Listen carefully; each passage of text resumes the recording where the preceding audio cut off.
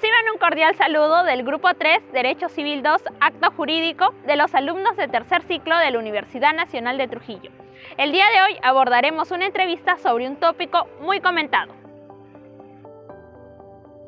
Nos referimos a la estructura del acto jurídico.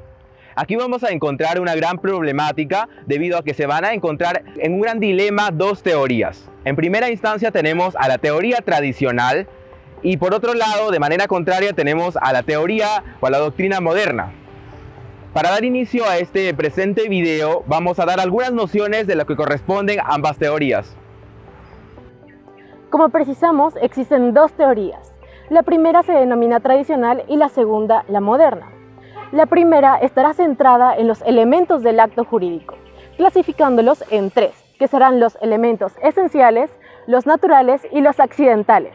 Por otra parte, la teoría moderna, además de cambiarles de denominación, agregará otras dos, las cuales serán los requisitos y los presupuestos. Muy bien, ahora teniendo todos estos alcances, veamos las opiniones de la doctora.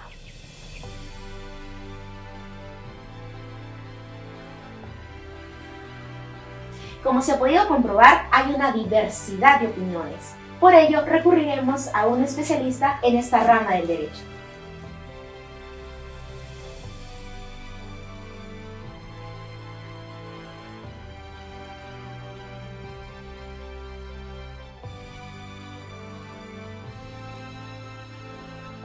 Muy buenas tardes, doctora Bexy Cárdenas. Es un gusto para mí, a nombre de todo mi grupo de Derecho de la Universidad Nacional de Trujillo, presentarla y asimismo aperturar este espacio de diálogo y aprendizaje en referencia a un tema importante y básico a nivel académico que nos ha correspondido esta vez analizar. El tema en mención es la estructura del acto jurídico, el cual básicamente se divide entre una teoría tradicional y una teoría moderna.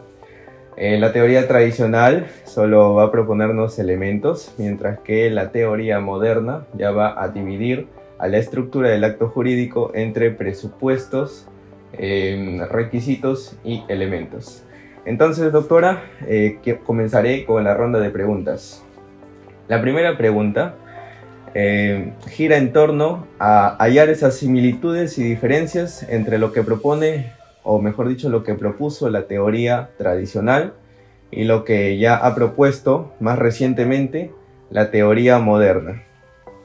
Gracias, Jesús, por la invitación, ¿no? Y primero felicitar a todo tu grupo que ha tenido este tipo de iniciativas, ¿no? De salir de los esquemas que normalmente conocemos en los métodos de enseñanza, estrategias de enseñanza-aprendizaje, y salir un poquito más, ¿no?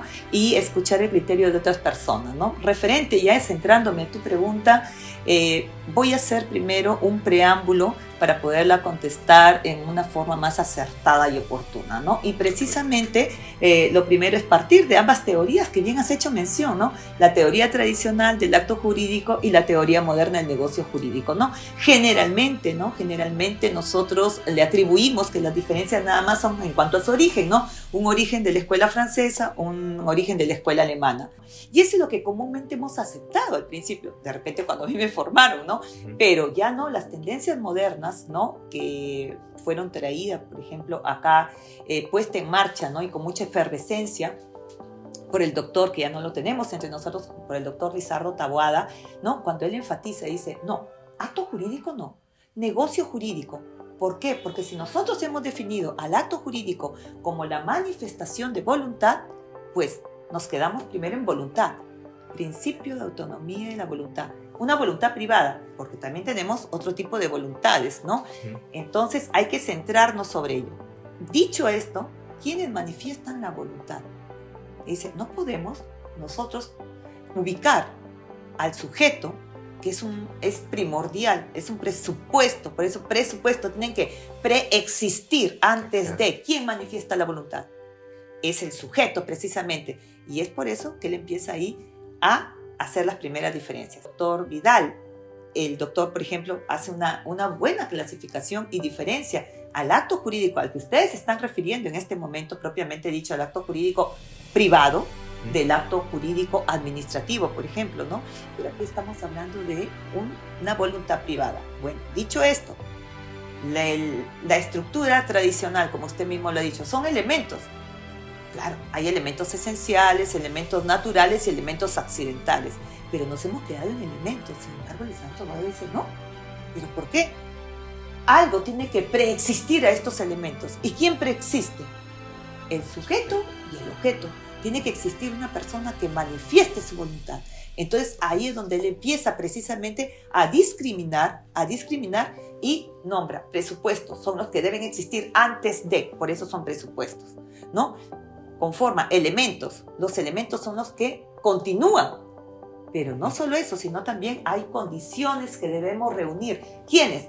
Ese sujeto, ese objeto, esos elementos tienen que reunir ciertas condiciones. Y estas condiciones, obviamente, va a depender de cada ordenamiento jurídico. Tanto presupuestos, elementos como requisitos no dejan de estar en la primera parte de lo que es la estructura tradicional, ¿no? Los elementos esenciales del acto jurídico. Sin embargo, ¿no? Y ya es una tendencia, esta teoría cada vez toma mayor fuerza. Y es más todavía, ¿no? Hay quienes le aluden que el negocio jurídico es propio de los actos jurídicos patrimoniales. Esto es, de los contratos, porque es precisamente donde uno plasma su voluntad, donde haces uso, así, ¿no? En su magnitud plena del principio de autonomía privada de la voluntad.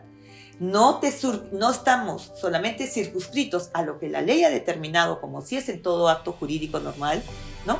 Sino que prima también la voluntad de las partes. Dentro de la fuente del derecho tenemos a la manifestación de voluntad. ¿Y dónde encontramos la mayor naturaleza de esta manifestación de voluntad? En los contratos.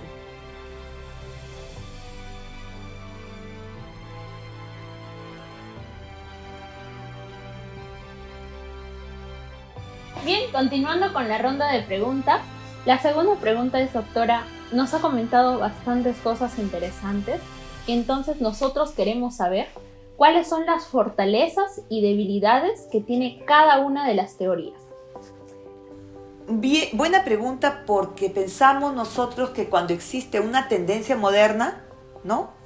Dejamos lo pasado. Sin embargo, cuando hablamos de términos doctrinales, tenemos que rescatar que siempre, por muy incipiente que nos parezca muchas veces la doctrina, tenemos que rescatar que han sido los primeros pasos, los primeros peldaños que nos han dado lugar pues a las tendencias modernas, a las teorías modernas. Si la escuela francesa no hubiese considerado desde un primer momento al acto jurídico como los hechos lícitos nada más, no hubiese surgido el negocio jurídico, porque los alemanes consideraron dentro de los actos jurídicos tanto hechos lícitos como hechos ilícitos, pero sin embargo, ¿no? Ellos determinaron que esta característica no debía ser propia, no podía estar considerada dentro de lo que ellos conocían como acto jurídico, y le denominaron precisamente negocio jurídico, por eso se llama escuela tripartita. Entonces, ¿qué podemos rescatar de la estructura tradicional? Que la estructura tradicional es la que me va a permitir a mí determinar cuándo estamos ante un presupuesto de nulidad, de anulabilidad, de eficacia o ineficacia de un acto jurídico. Me va a servir, ese va a ser mi esqueleto, mi estructura sobre la que voy a trabajar cuando hablen ustedes de temas de nulidad.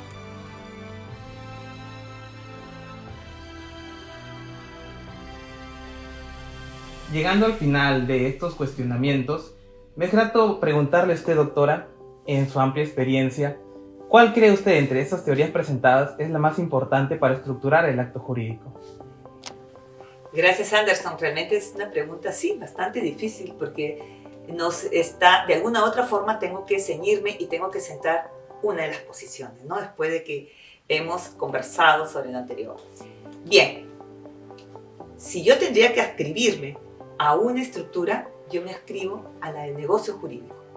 Sin embargo, resulta importante considerar la estructura tradicional del acto jurídico en tanto pues me ayude a determinar cuándo estamos ante una causal de nulidad o de anulabilidad del acto jurídico. Pero si nosotros lo queremos ver a grosso modo, abstrayéndome de lo que prescribe el artículo 219 y 221 del Código Civil, todo. Hemos visto que tanto los presupuestos, los elementos y los requisitos de la estructura del negocio jurídico son precisamente los elementos esenciales de la estructura tradicional.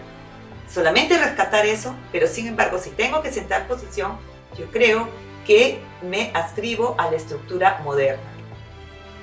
Muchas gracias, doctora, por la entrevista. Ha sido un gusto dialogar con usted y que nos esclarezca las posiciones que usted tiene respecto a nuestro tema, el desarrollo que nos ha presentado.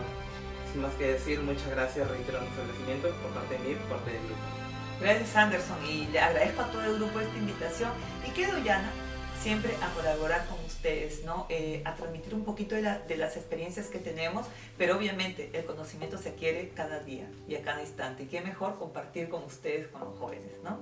Gracias. Gracias, doctora.